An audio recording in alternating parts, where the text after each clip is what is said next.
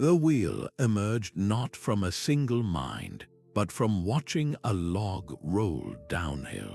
This is the power of ancient feedback loops, a profound dialogue with the natural world that sparked our greatest inventions.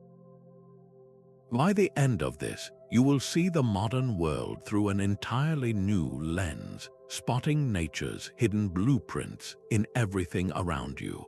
We will uncover how a spider's web taught us to weave, and why a bird's nest holds the secret to architectural stability. What forgotten conversation between humanity and nature most shaped the world we live in today? This process, the ancient feedback loop, was humanity's first and most enduring teacher. It is a deceptively simple cycle, a quiet conversation between a problem and a potential solution found in the world. The loop always began with pure observation.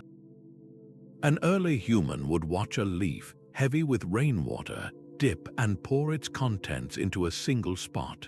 They saw how a vine, strong and flexible, could bind branches together. This was the first step, noticing nature's own elegant solutions to practical challenges. The next step was an attempt at replication. They might try to shape a piece of clay into that leaf-like curve, or use a tough reed to tie a spearhead to a shaft. Then came the crucial part, the feedback. Did the clay bowl hold water without cracking? Did the binding hold under strain? Success reinforced the method. Failure was not an end, but a source of new information, sending them back to observe more closely, to adjust their technique, and to try again. This was not a process of sudden eureka, a moment so much as a slow, iterative dance with the environment, a form of practical, hands-on science. It ensured that every invention was not just functional, but inherently suited to its environment and resources.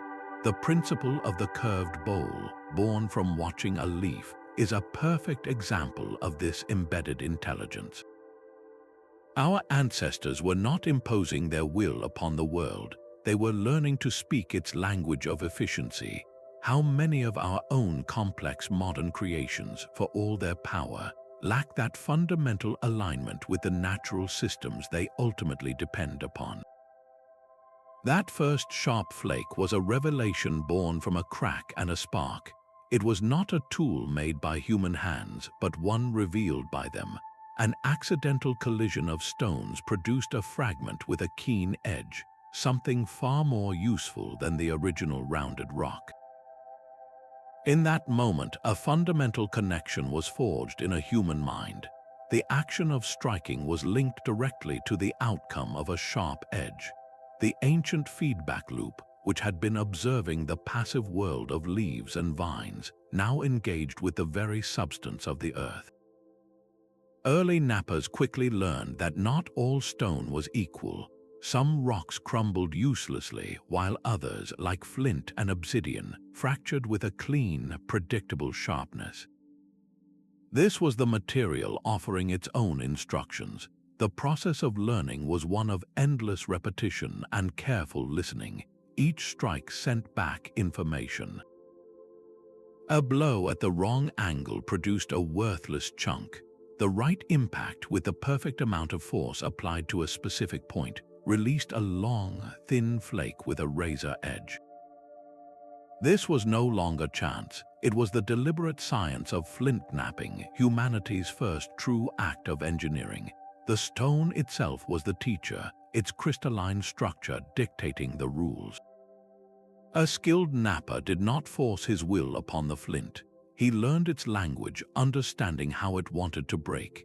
He applied pressure in just the right way to guide the fracture, peeling away layers until a hand axe, a scraper, or a spear point emerged. This dialogue with raw material established a template that would echo through the ages.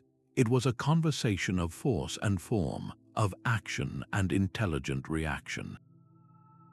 The principles learned here, of listening to the feedback from the materials you work with, would soon be applied to a much softer, more flexible medium, one that would literally weave the fabric of early society. Fire was a partner that could turn on you in an instant. Its initial discovery was a gift of chance, a blaze sparked by lightning or lava, but its mastery was humanity's first great negotiation with chaos. Our ancestors did not simply find fire, they learned its language. They observed its dual nature, how it offered warmth and light but also demanded constant vigilance. The feedback here was immediate and visceral. A dry leaf tossed into the flames would make them leap higher, a clear signal of what the fire wanted to eat. Pouring water on it produced a hiss and a cloud of steam, a definitive stop. This was not abstract learning, it was a dialogue of survival. They learned to carry a precious ember from one campsite to the next, cradling it in a slow-burning bundle of moss or fungus. They discovered that rolling a hard stick rapidly between their palms, pressing its tip into a softwood groove, could generate enough friction to create their own spark, to summon fire at will. This was the ultimate act of control, turning a terrifying force of nature into a household tool. Each success in this controlled dance reinforced their status not just as creatures within an environment, but as shapers of it. They were no longer merely reacting to the world, they were now actively curating a part of it for their own needs. This profound shift from observing a flame to commanding it established a new kind of confidence. The skill of reading a volatile element's needs and managing its power would become the essential blueprint for the next great challenge, the deliberate cultivation of life itself. A bird's nest is more than a home, it is a masterclass in structural engineering. Early humans watched how these seemingly random collections of twigs and mud could cradle fragile eggs high in a tree, resisting powerful gusts and driving rain. They saw the genius in the interlocking weave, the way each strand supported another, creating a whole far stronger than its individual parts. This was not the only lesson waiting in plain sight. On the ground, the towering mounds of termites presented a puzzle. From the outside, they appeared as simple piles of earth, yet inside they were climate-controlled citadels. A complex network of tunnels and chambers acted as a natural ventilation system, drawing in cool air from below and expelling warm, stale air from the top, maintaining a constant, livable temperature regardless of the scorching sun outside. And then there was the beaver, an animal engineer whose work reshaped entire landscapes. Its dam was not just a wall of sticks, it was a carefully constructed barrier that managed water flow, creating deep ponds that provided protection and transformed the surrounding environment. The ancient builder absorbed these principles through a process of trial and error. A first attempt at a shelter, inspired by the circular nest, might use mud and reeds. Then came the wind and the rain, the real teachers. If the roof collapsed, the feedback was clear. The structure needed more internal support or a different binding technique. If the floor flooded, the lesson was about foundation and drainage, much like a beaver instinctively understands. These repeated tests, these conversations with failure and success, slowly codified into fundamental architectural truths. The arch, with its brilliant distribution of weight, was observed in the curve of a shell or the entrance to a burrow. The dome was seen in the rounded strength of a bird's nest or a termite mound. The idea of a cantilever, a structure projecting out into space, was visible in the branches of a tree. Every time an ancient builder stacked stones to form a lasting wall or shaped clay into a sturdy brick, they were applying wisdom gifted to them by nature's original architects. The enduring ruins we marvel at today, the ancient cities that have stood for millennia, are built upon a foundation of observation first honed by watching the animal world. This deep understanding of stability and form would soon find a parallel in the flexible strength of the plant kingdom. A spider's web is a trap built from pure geometry, a structure so strong and elastic it can stop an insect in mid-flight without breaking. Early humans watched these silken wonders and saw more than a bug catcher. They saw a blueprint for strength through interconnection. The spider itself was a tiny, 8-legged factory, transforming a liquid secretion inside its body into a solid, resilient thread. This natural alchemy did not go unnoticed. At the same time, our ancestors were exploring the plant kingdom, running their hands along tough, pliable vines and peeling apart the stringy bark of certain trees. They discovered that these fibers, when processed, held a similar potential. The ancient feedback loop began its work. They learned that soaking plant materials like flax or hemp made them softer. They found that beating them with stones helped separate the individual strands, and then came the crucial step, twisting. By rolling fibers together between their palms, they mimicked the spider's own act of drawing out and solidifying its silk. This simple act of spinning created thread, a material whose strength far exceeded the sum of its parts. Each failure was a lesson. A fishing net that tore under the weight of a catch revealed which plants produced weak fibers. A cord that frayed and snapped taught them which twisting technique was most durable. Success meant a stronger net for more bountiful fishing, a reliable rope for hauling and building, and eventually the creation of the loom to weave those threads into cloth. This was humanity's first foray into material science, a patient decoding of nature's molecular secrets. The principles of weaving, of warp and weft creating a unified fabric, are a direct inheritance from that intricate, silken geometry. Every piece of clothing you wear, every rope that secures a ship, carries within it the ancient, resilient legacy of the spider's web. A river does not simply flow, it teaches. Ancient farmers watching its annual floods saw a clear lesson written in the silt left behind. The richest, most fertile soil was always deposited along the banks, a gift from the water itself. They realized they did not need to invent fertility, they only needed to learn how to guide the water that carried it. The first attempts were humble, little more than a shallow ditch dug with a stick to lead a small stream toward a thirsty field. This was the start of the dialogue. The water immediately began to talk back.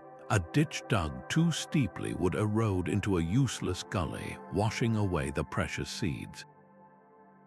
A channel that was too shallow would fail to deliver any water at all, leaving the crops to wither. A field that was overwatered would become a swamp, drowning the plants in their own drink. Each failure was a message about water pressure, about flow rates, about how different soils absorb moisture. They learned to build small barriers to slow the water's rush and spread it gently. They observed natural step-like formations on hillsides, noticing how they slowed rainfall and prevented the soil from washing away. This observation led to one of the most beautiful and enduring inventions in human history, the terrace. By carving these giant steps into mountains, they mimicked nature's own erosion control, creating flat, irrigated plots where none existed before. But perhaps the most ingenious conversation with water happened underground. In the deserts of Persia, people noticed how some springs seemed to emerge mysteriously from the base of mountains, fed by unseen aquifers. They wondered if they could tap that hidden source directly. This led to the creation of the Qanat, a breathtaking feat of early engineering. Workers would dig a vertical shaft down to the water table, then, with an almost impossible precision, tunnel a gently sloping channel backward for miles, allowing gravity to pull the groundwater to the surface far away in the arid plains. Each of these systems, from the simple ditch to the subterranean aqueduct, was a response to feedback. The ultimate report card came with every harvest. A bountiful yield meant they had listened well to the whispers of the water. A failed crop sent them back to observe, to adjust, to learn the language of the land a little better. This patient dialogue with the hydrologic cycle is what allowed entire civilizations to rise and flourish in the most unlikely places, turning deserts into gardens not by conquering nature, but by finally understanding its rhythm. A predator does not simply overpower its prey, it outsmarts it with physics. Early humans watched a big cat, unable to drag a kill up a steep embankment, use a fallen log as a ramp to roll the heavy carcass upward. They saw a clever crow pick up a shellfish, fly high into the air, and drop it onto the rocks below to shatter the hard shell. In these moments, the principle of the lever was not a theory, but a visible force of nature. The most personal lessons came from their own struggles. Trying to move a massive stone to clear a field, a person would push directly against it and fail. Then, by chance or frustration, they might jam a long, sturdy branch underneath it. Leaning their weight onto the far end of the branch, they felt a profound shift, a mechanical miracle. The immovable rock would groan, lift, and finally roll. The feedback from this action was brutally honest. A branch that was too short offered no advantage.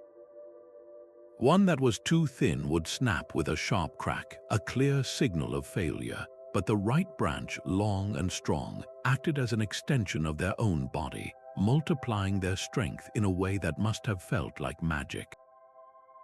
This was the birth of mechanical advantage, a dialogue with the fundamental laws of physics. The observation that a small force applied over a long distance could overcome a large resistance was a key that unlocked countless doors. It led directly to the first tools designed for prying and lifting, the ancestors of our modern crowbar and shovel. It also led to the balance scale, where a small weight placed far from a central pivot could lift a much heavier object on the other side. This was not an invention in the sense of creating something new, but a discovery of a rule that had always existed. The swing of an ape's arm from a tree branch, the way a tree extends a long limb to support its heavy leaves, even the simple act of walking on two legs, all operate on the same principles of leverage. This deep, intuitive grasp of balance and force, gifted by nature's demonstrations, became the silent engine behind humanity's greatest constructions, allowing them to lift stones that would otherwise be impossible, to shape their world not just with muscle but with mind. A floating log was more than just driftwood, it was a promise. Someone, somewhere, clinging to a tree trunk in a rushing river, made a life-altering discovery. The water was no longer just a barrier or a danger, it could become a road. This was the first fragile step into maritime innovation, and the ancient feedback loop was ready to guide the way. The initial observation was simple. A hollowed-out log could bear more weight than a solid one, but the water immediately began its lessons. A log with a rounded bottom would spin uncontrollably, while one with a particular, slightly flattened shape would track straighter. Using their hands as paddles was exhausting and inefficient, but a flat piece of wood scooped the water with surprising force. Every failed attempt was a conversation with the physics of the aquatic world. An overloaded raft would sink too deep, teaching the critical relationship between weight and displacement. A narrow canoe would tip at the slightest movement, a harsh lesson in stability. The solutions, however, were often floating right beside them. Watching a duck with its wide-set, webbed feet effortlessly stabilizing its body likely inspired the brilliant simplicity of the outrigger, adding a floating arm to a canoe to prevent it from capsizing. The very act of propulsion was mirrored in nature, the duck's webbed foot pushing against the water becoming the model for a more effective paddle shape. Then came the most revolutionary observation of all. They saw a leaf skimming across a pond, pushed by an invisible force. They watched seeds with tiny sails carried on the breeze, and seabirds gliding for hours without a single wing beat, harnessed by the wind. This led to the sale, the first time humanity truly captured the power of an element to do the work for them. Each voyage became a live experiment, with the sea providing instant and often unforgiving data. A sail angled incorrectly would leave them stranded. A hull shaped poorly would wallow in the waves. But when everything aligned, when the feedback was synthesized into a perfect balance of hull, paddle, and sail, they were no longer just passengers on the water.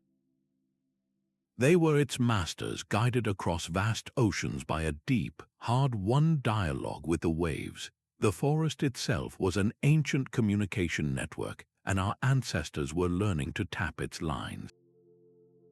In the deep woods, a bird's sharp alarm call could ripple through the canopy for miles, a sudden signal of a predator's approach.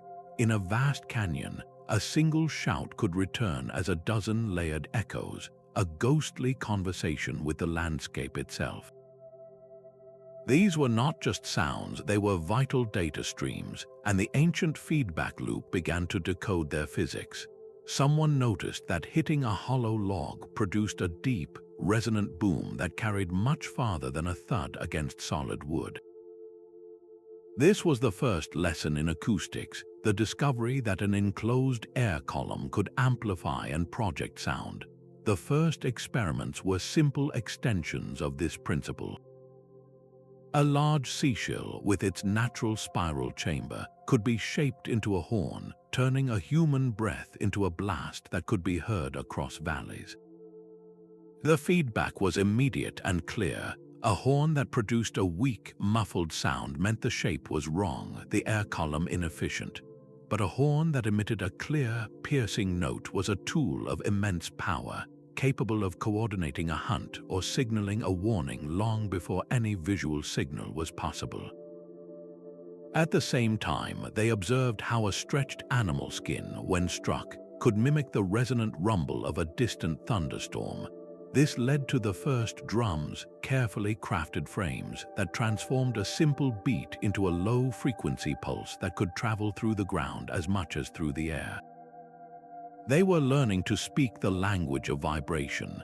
This was a dialogue with the very fabric of sound, a process of discovering which materials produced the clearest, loudest, and most resonant tones. They learned to modulate their own voices, much like the complex songs of birds or the haunting calls of whales, shifting pitch and rhythm to carry their messages over greater distances. This was not merely about making noise, it was about harnessing a natural force to extend the reach of human intention, to weave a community together with invisible threads of coordinated sound. Every ceremony, every coordinated hunt, every long-distance signal was a testament to this hard-won acoustic wisdom, a resonance that still vibrates in every instrument and every broadcast we create today. A seed is a perfect, self-contained factory. Early farmers holding a handful of grain understood this profound truth. They saw that a single, tiny unit could reliably produce an entire stalk of wheat, an entire ear of corn, an entire fruit tree. This was nature's own system of mass production, and the ancient feedback loop began to engage with this biological blueprint. The process started with pure observation during the annual harvest. One plant would stand taller than the others, its head heavy with grain. Another would survive a blight that wiped out its neighbors. The most crucial data came not from a single season, but from many. The farmer learned to save seeds only from these champion plants, these winners in nature's contest. They were not creating new traits, but rather amplifying the ones they found most desirable. This was a slow, deliberate form of programming. The feedback was the yield itself. A bountiful harvest was a green light confirming they had chosen well. A poor harvest sent them back to the drawing board to select more carefully the next time. Over countless generations, this conscious, human-directed selection transformed weedy grasses with scattering seeds into staple crops with grains that clung tightly to the stalk, perfectly suited for harvesting. They were having a conversation with the genome of their food, guiding its evolution through their choices. This principle of taking a successful design and replicating it with intentional improvements is the very soul of manufacturing. The concept of a standardized, interchangeable part, the idea that you can create 10,000 identical components that all fit together perfectly, did not begin on an assembly line. It began in a farmer's hand with a handful of seeds saved from the best of the crop. Every modern object built from identical screws and bolts carries within it the ancient, revolutionary idea of the seed. The wheel did not arrive in a flash of inspiration, but as a slow dawn of interconnected realizations. For generations, humans had watched round objects move with an ease that flat ones resisted. They saw a stone tumble down a slope and a heavy log roll, gathering momentum. They even observed plants like the tumbleweed, a seed pod engineered by evolution to break free and roll across the plains, scattering its future with every revolution. These were separate observations, pieces of a puzzle scattered across the landscape. The critical leap was not in seeing something roll, but in understanding why it did. It was about friction, the invisible force that resists movement. The first practical application of this was the roller. Placing a series of logs beneath a massive stone, our ancestors discovered they could move immense weights with a fraction of the effort required for dragging. The feedback was immediate and gratifying, a clear reduction in struggle, but the logs themselves were clumsy, constantly needing to be repositioned from the back to the front.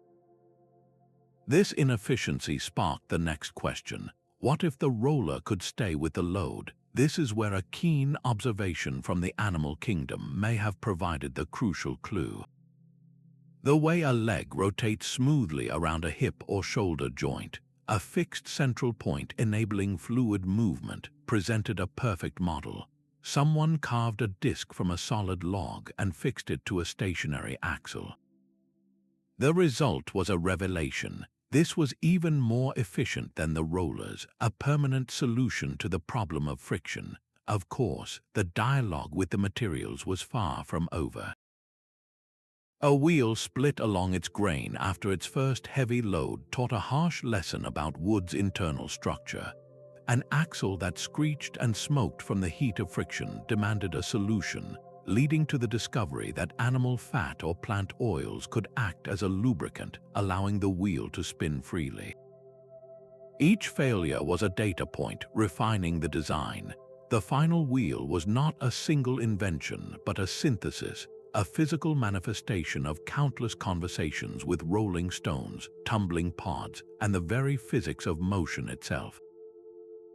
The shiver of a cold night was a harsh instructor in the physics of heat. Early humans did not simply feel the cold, they studied how the natural world managed to defy it. They saw a bear's thick coat not just as fur, but as a masterfully engineered system that trapped a layer of warm air close to the skin. They noticed how a rabbit, safe in its burrow, remained cozy while the world above froze, the very earth acting as a massive thermal buffer. This observation sparked a critical dialogue with their own comfort and survival. The first experiment was simple, draping an animal hide over the shoulders. The feedback was immediate and physical. A thin fox pelt might let the wind cut through, while the dense, shaggy hide of a bison created a pocket of warmth. They learned that the way the fur was oriented mattered, that layering multiple skins created a more effective barrier, mimicking the overlapping structure of feathers on a bird. This was not just clothing, it was wearable climate control, a direct application of biological principles. The same logic was applied to shelter. A simple pit dug into the ground, lined with grass and covered with a roof of hides, revealed a profound truth. The temperature a few feet below the surface remained remarkably stable, shielded from the daily extremes of the sun and the night air. The earth itself was teaching them about thermal mass, the ability of a material to absorb and slowly release heat. In scorching climates, the lessons were inverted. They observed how the blazing sun made dark rocks too hot to touch, while pale sand remained relatively cool. This led to the use of white lime plaster on the outside of buildings, a simple yet brilliant way to reflect solar radiation and keep interiors livable.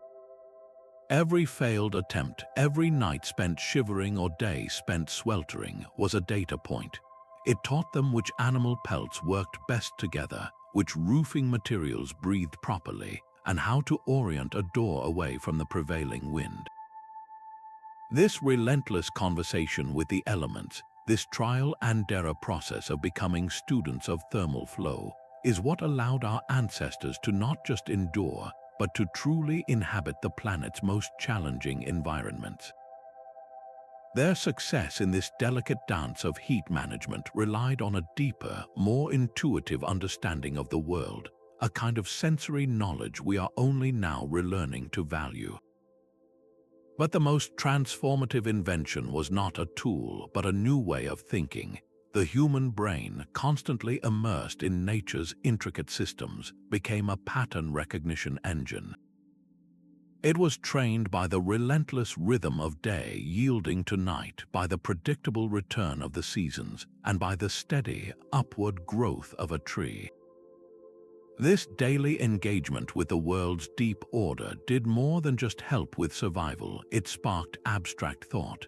Consider the simple act of observing a snowflake. Its perfect six-fold symmetry, repeated in countless unique variations, presented a natural lesson in geometry. The spiral of a seashell or the arrangement of seeds in a sunflower offered a silent tutorial on mathematical sequences. These were not yet formulas written on a page, they were visual truths waiting to be decoded. The ultimate feedback for this cognitive leap was the power of prediction. When a certain constellation appeared on the horizon, the long-awaited rains would soon follow. When the leaves of a particular plant began to curl, a period of drought was approaching. Each successful forecast, each time the natural world confirmed their mental model, reinforced the profound idea that the universe operated by consistent, knowable rules. This was the birth of the scientific method in its most embryonic form. The ability to discern a signal within the noise, to connect a cause with an effect, to see the underlying architecture of reality, that was nature's ultimate gift. It allowed our ancestors to move beyond reacting to the immediate world and into the realm of planning, of philosophy, of imagining what lay beyond the next hill. The natural world was not just a source of materials, it was a demanding and brilliant teacher, training the human mind to see not just what was in front of it, but the invisible principles that held it all together. The earth itself offered its own materials for transformation. A patch of mud hardened by the sun after a rainfall presented a simple but profound idea. What if that process could be controlled, repeated, and perfected? This question ignited the twin arts of ceramics and metallurgy, a direct dialogue with the planet's deepest chemistry. The first potter likely began by lining a basket with clay to make it waterproof, only to accidentally drop it into a fire. Instead of turning to ash, the clay hardened into a permanent, durable form. This was the spark. The feedback loop began its meticulous work. They quickly learned that not all clay was the same. Some mixtures produced pots that cracked and shattered in the heat, while others emerged from the flames stronger than stone. Each failure was a lesson in material composition. They discovered that adding crushed sand or ground shell, a process called tempering, could help the clay expand and contract without breaking, a direct lesson in managing thermal stress. Controlling the fire itself became the next great challenge. A simple open pit produced uneven heat and smoky, brittle pottery. This led to the invention of the kiln, an enclosed oven that allowed them to precisely manage temperature and atmosphere. A kiln starved of oxygen could turn the clay a deep, smoky black, while one with a good air draft produced a bright, red finish. They were no longer just burning clay, they were conducting a chemical symphony. Metallurgy began with an even more mysterious observation. Around a campfire or at the site of a lightning strike, someone noticed strange, heavy stones that had bled a shiny, metallic substance. These were native copper ores transformed by intense heat. The realization was staggering. Certain rocks could be made to surrender a material that was malleable yet could hold a sharp, durable edge.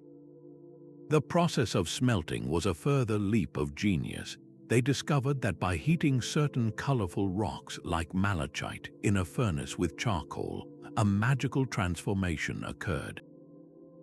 The charcoal, burning at a high temperature, would chemically strip the oxygen away from the rock, leaving behind a pool of pure, molten metal. This process, known as chemical reduction, was a secret of the Earth that normally took millennia, now accelerated in a single day. Every attempt was a high-stakes experiment. A piece of copper that was too brittle taught them about impurities. A pot that exploded in the kiln taught them about trapped moisture and the need for slow, controlled heating. They were becoming true material scientists, learning the hidden language of silica and carbon, of copper and tin. With each successful casting of an axe head or each perfectly fired storage jar, humanity was unlocking the potential of the very ground they walked on, learning to reshape the planet's own bones into the foundations of civilization. A field of a single crop is a vulnerable, silent place. Early farmers who cleared vast tracts of land to plant just one type of grain often reaped an unexpected harvest, not of plenty, but of blight and exhausted soil. The land itself was sending a clear message, a feedback of failure. Yet all around them, in the untamed woods and meadows, a different story was unfolding. The forest floor was never a monoculture. It was a bustling, layered community of plants, each species supporting the others in a complex dance of mutual benefit. This vibrant natural system became the new teacher. The ancient feedback loop, which had already mastered stone and fire, now turned its attention to the intricate social networks of the plant world. One of the most beautiful examples of this learned wisdom is the Three Sisters, a brilliant agricultural trio of corn, beans, and squash. The system worked with an elegance that could only come from nature itself. The corn stalk grew tall and sturdy, becoming a living trellis for the climbing bean vines. The beans, in return, performed a kind of natural alchemy, drawing nitrogen from the air and fixing it into the soil, providing a constant, free fertilizer for the nutrient-hungry corn. And the squash, with its broad, sprawling leaves, spread across the ground like a living mulch, shading the soil to conserve moisture and suppress tenacious weeds. This was not farming as an act of domination, but of integration. They were recreating the layered structure of the forest, the canopy, the understory, and the ground cover, all working in concert. The feedback was measured in the health of the soil, which grew richer with each season instead of being stripped bare, and in the resilience of the garden, which could better withstand drought and pests. This polyculture approach created a self-sustaining loop of nourishment and protection, a system that required less weeding, less watering, and no synthetic inputs. It was a profound lesson in how diversity breeds strength, a lesson that our modern, simplified landscapes are only now struggling to relearn. A predator's spots were not just decoration, they were a language of invisibility spoken in light and shadow. For early humans, survival depended on learning to read this language and then to speak it themselves. The masters of this art were everywhere. A motionless leopard became a phantom in the canopy, its rosette coat dissolving into the dappled shade. An octopus in a tidal pool performed a miracle of instant transformation, shifting both its color and its skin texture to mimic the surrounding rock and seaweed. A stick insect on a branch held so still and looked so exactly like a twig that it vanished into the scenery. These were not just curiosities, they were vital survival manuals. The ancient feedback loop turned toward the art of concealment.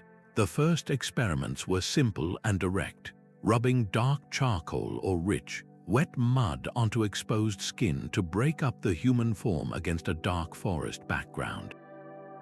Staining leather wraps with crushed berries and leaves to match the hues of autumn or spring. The test was brutally immediate. Did the deer startle and flee, or did it continue grazing, unaware of the hunter's presence? A successful approach was the ultimate positive reinforcement, a silent confirmation that the disguise worked. Failure was equally instructive, sending them back to observe more carefully, to find better pigments, or to learn the importance of absolute stillness, a lesson every predator already knew. But this dialogue went beyond simple hiding. They watched a mother bird feign a broken wing, fluttering pathetically along the ground to lure a fox away from her vulnerable nestlings. This was tactical deception, a performance of weakness to protect strength. Early hunters adopted this same psychological warfare, creating false trails to confuse prey or using decoys to draw an animal into an ambush.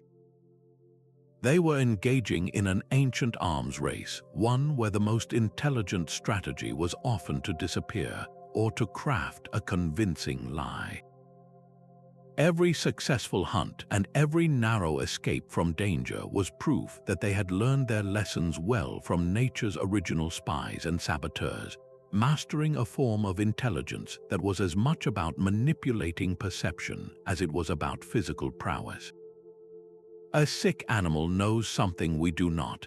It will deliberately seek out a specific plant, one it normally ignores, and consume just enough to purge a parasite or soothe a fever. Early humans watched this behavior with a deep and practical curiosity, recognizing it as a vital clue. The forest floor was not just a source of food, it was a living, breathing pharmacy, and the animals were its first pharmacists. This practice of learning medicine by observing self-medicating creatures is a profound example of the ancient feedback loop in its most urgent form.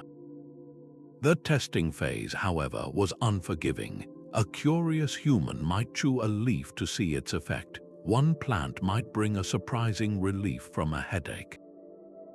Another could calm a troubled stomach, yet another might cause violent illness or a swift, silent death. The feedback here was brutally direct, written on the body itself. There was no room for error, only for meticulous, hard-won observation. Over generations, this dangerous dialogue built an immense library of botanical knowledge.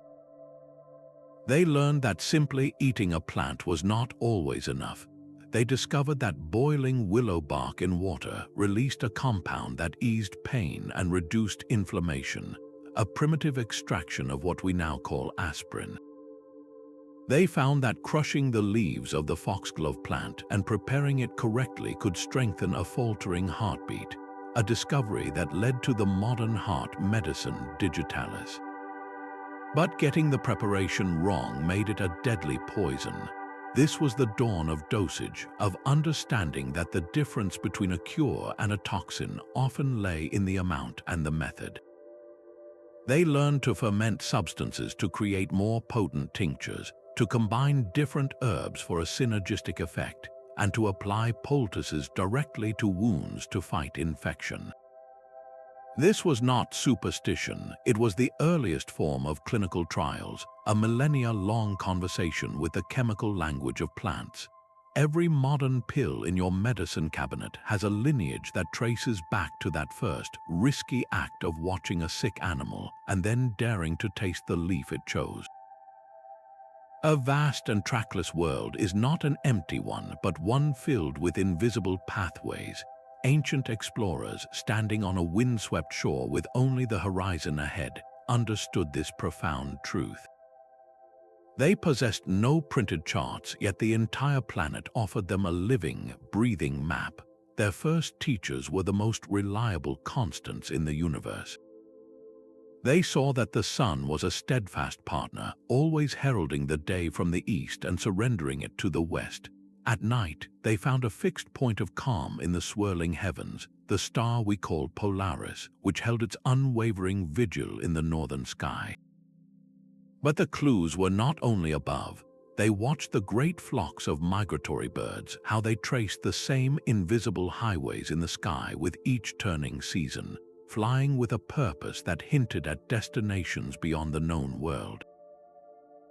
The real test, the moment the feedback loop truly engaged, was the journey itself. To get lost was not a final failure, but a critical lesson. It forced a deeper, more attentive reading of the landscape. A traveler who had strayed from the path would learn to run a hand over the bark of an ancient tree, feeling for the thicker, damper moss that almost always grew on the northern side. They learned to taste the air, to recognize the direction of the prevailing winds that had sculpted the dunes and bent the trees. On the open ocean, where every wave looked the same, the most skilled navigators could read the patterns of the swells, feeling the long, deep rhythms of the sea through the hull of their vessel, understanding that these watery pulses were guided by distant winds and lands. Then came a discovery that seemed like pure magic, the magnetic compass. This was not a replacement for their hard-won knowledge, but its ultimate confirmation. A sliver of magnetized iron floating on water would tremble and then settle, pointing relentlessly toward the magnetic north. It was a tiny, technological echo of the fixed pole star, proving that the very planet itself was giving them a constant, silent signal. This trust in the Earth's predictable feedback, whether written in the stars or locked in stone, is what truly shrank the world. It allowed a trade route to be plotted across a desert, a culture to sail across an ocean, and an idea to find its way from one mind to another, connecting continents long before the first wire was ever strung. A dome is nature's favorite shape for a roof, a form perfected over millions of years of evolutionary pressure. The simple, curved surface of a bird's egg can withstand immense pressure, cradling life within its fragile-seeming shell. A beehive is a city of hexagonal domes, each wax cell a marvel of geometric efficiency, using the least material to create the greatest space and strength. Even a bear's den, a hollowed-out space beneath the earth, functions on the same principle, its arched ceiling naturally supporting the weight of the world above it. Early builders absorbed these lessons through patient observation.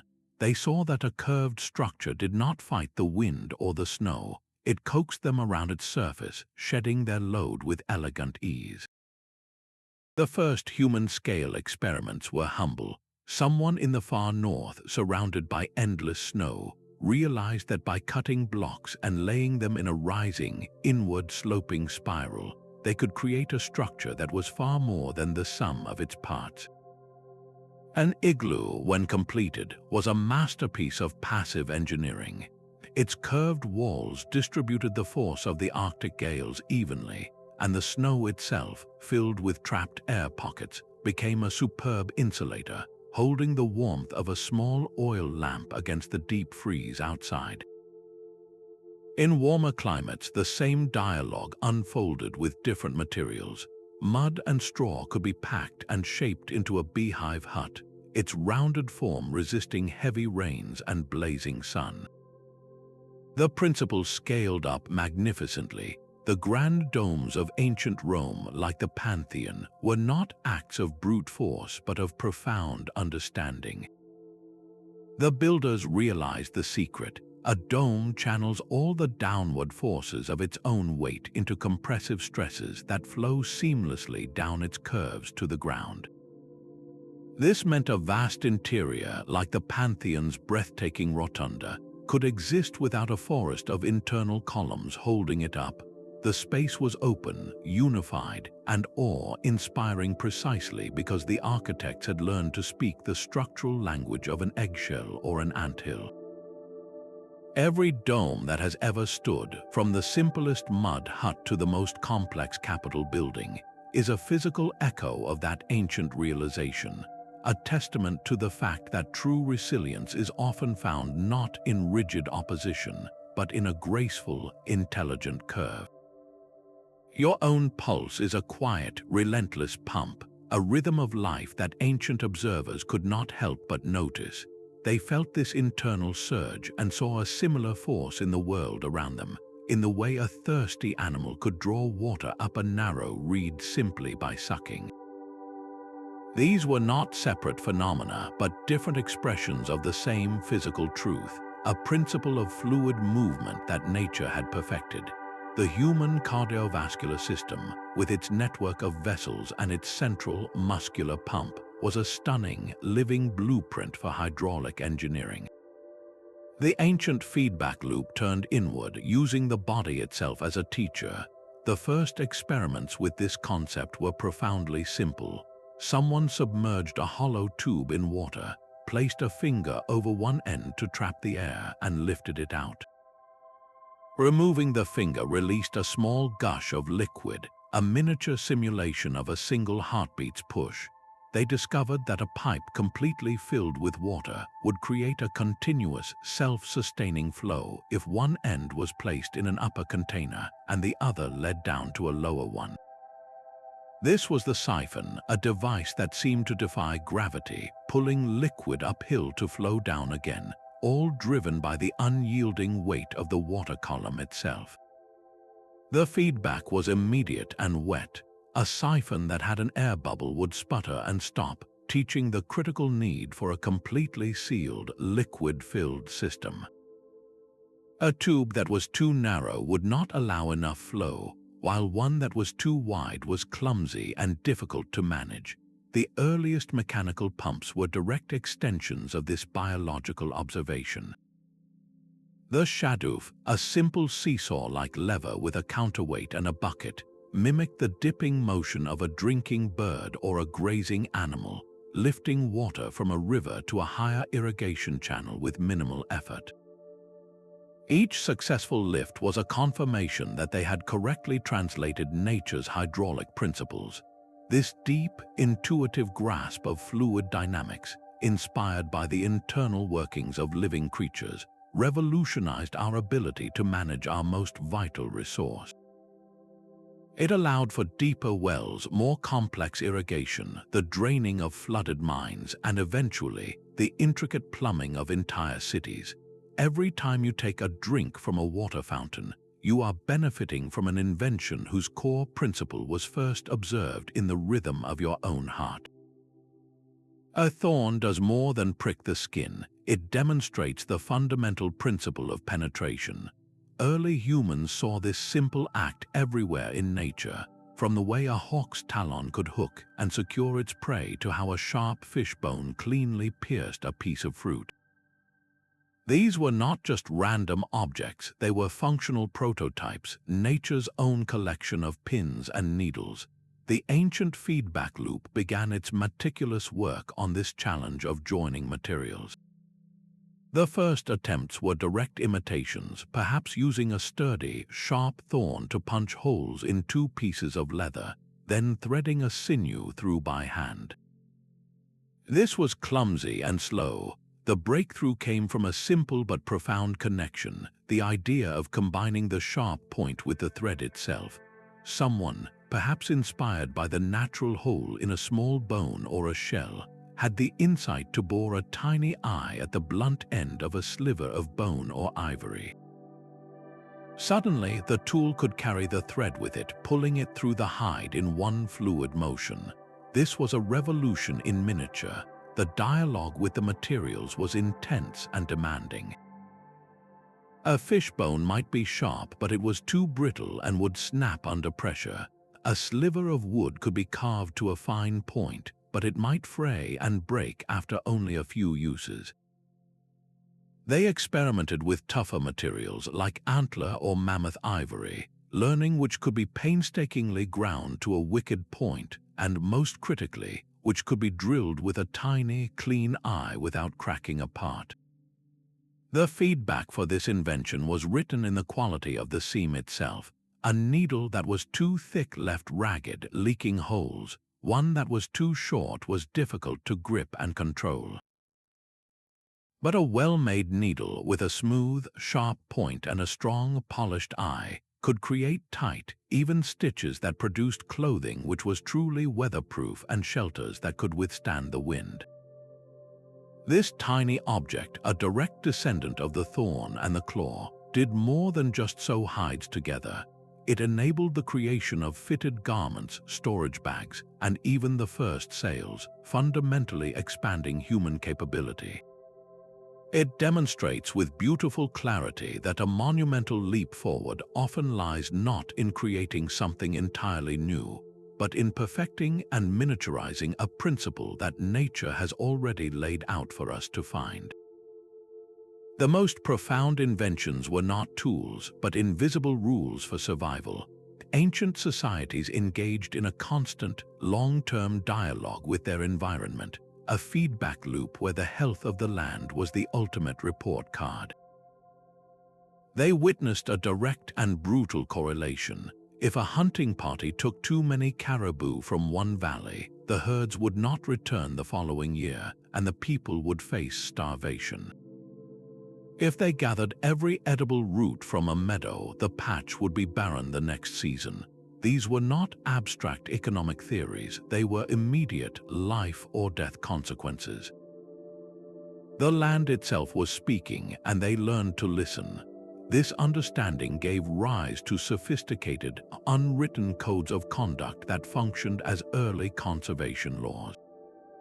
A tribe might hold a ritual before a hunt, not merely as superstition, but as a solemn reminder to take only what was necessary and to show respect for the life given.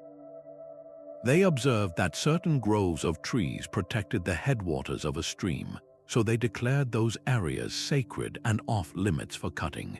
Farmers learned that a field, after years of producing crops, would grow tired and weak. Their solution was to let it rest, to lie fallow, allowing nature to rebuild its fertility. This was an intuitive grasp of carrying capacity and renewable resources, a realization that they were part of an ecological loop, not separate from it. Their survival was inextricably linked to the well-being of the entire system.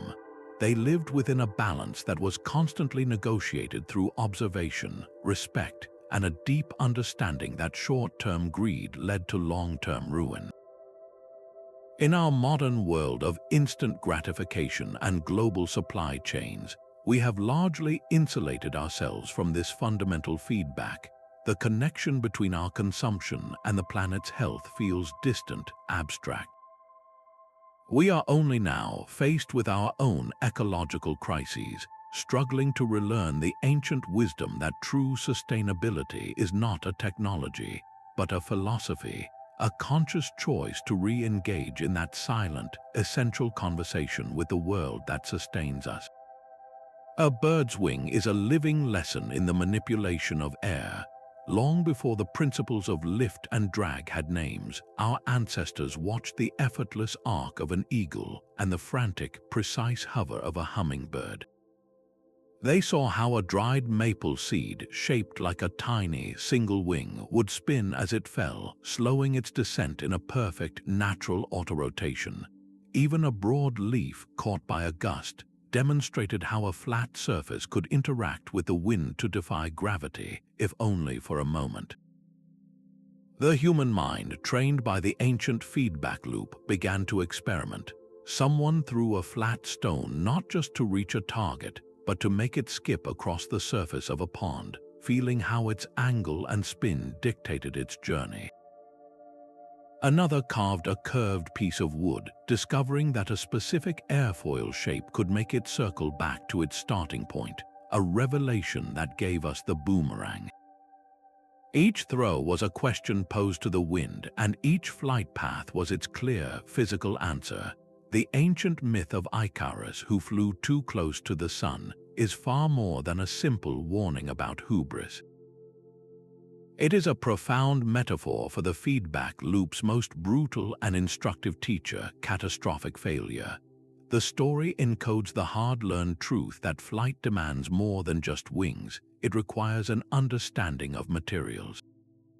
The wax that melted in the sun represented a fundamental design flaw, a mismatch between the technology and the environmental forces it would face.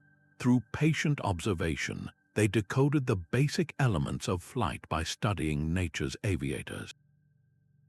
They saw how a bird's wing was curved, thicker at the front and thinner at the back, to create lift as it sliced through the air. They noticed how feathers could spread to increase surface area for slow landings or fold tight for swift, powerful dives, a masterclass in managing drag and thrust. While human muscles could not replicate the powerful downstroke of a hawk, these observations crystallized into a tangible invention, the kite. This was the first time humanity truly tethered the wind. A well-designed kite straining against its string was a pure expression of aerodynamic principles in action. It was a ceremonial object that danced with the heavens, and later, a practical tool for sending signals over long distances or even measuring the air itself. This enduring fascination, this dialogue with the wind, laid the entire conceptual foundation for the machines that would one day stitch the continents together. Every modern aircraft, from a simple glider to a roaring jet, carries within its wings the ancient, whispering wisdom of the falling seed and the soaring bird. That same timeless dialogue is now formalized in labs and design studios worldwide. We call this modern practice biomimicry, and it represents a conscious, accelerated return to our oldest teacher. Scientists are not just passively observing nature anymore, they are actively decoding its deepest engineering secrets. They study the microscopic, wax-coated bumps on a lotus leaf, a surface so perfectly designed that water beads up and rolls away, carrying dirt with it. This natural principle of self-cleaning has been translated into paints and fabrics that stay clean with minimal water or chemical cleaners. The bumpy, tubercle-lined edge of a humpback whale's fin, once a puzzle to biologists, is now a blueprint for wind turbine blades. Those irregular bumps prevent stalling and dramatically increase lift, allowing the turbines to capture more energy from slower winds. Even the most fundamental process on our planet, photosynthesis, is being reverse engineered. Researchers are trying to mimic the way plants capture sunlight to create fuel, aiming to develop artificial leaves that can produce clean, sustainable energy just as a real leaf does. The modern feedback loop is undeniably faster, supercharged by electron microscopes and supercomputers, but its core rhythm is identical to the one that guided the first Flintknapper. It begins with a clear challenge, like reducing drag on a high-speed train.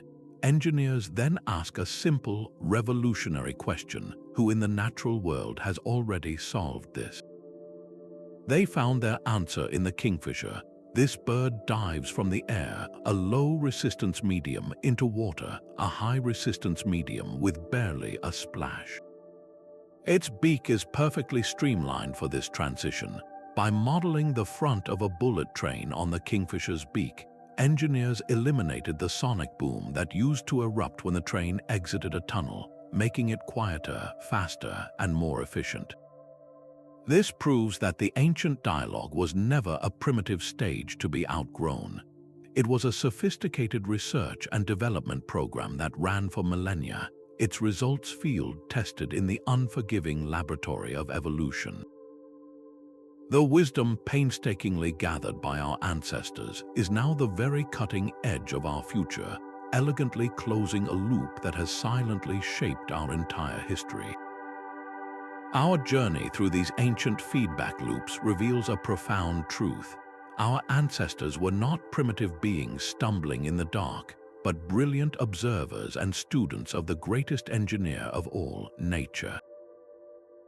From the first sharpened stone to the principles of sustainable living, Human progress was born from a continuous, respectful dialogue with the world around us. These loops of observation, experimentation, and adaptation embedded efficiency, resilience, and beauty into the very DNA of early technology. A stone tool was not just sharp, it was perfectly shaped to the crystalline structure of the flint. A woven basket was not just a container, it was a testament to the spider's geometric genius. This was innovation guided by a deep, intuitive listening to the world. As we face global challenges like climate change and resource scarcity, the lessons of these ancient innovators are more relevant than ever. They remind us that the solutions to our most complex problems may not lie in forcing new technologies, but in listening more closely to the patterns and processes that have been refined over billions of years. The answers to clean energy, sustainable cities, and closed-loop systems are likely already written in the language of leaves, mycelial networks, and coral reefs. Let this exploration be a call to re-engage with that ancient wisdom, to look to the natural world not as a resource to be exploited, but as a library of solutions and a partner in innovation. The most advanced research lab on Earth is, and has always been, the world outside your door. If you found these connections as fascinating as I did, share your thoughts on which ancient feedback loop amazes you the most in the comments below, and subscribe for more journeys into the mysteries of our past.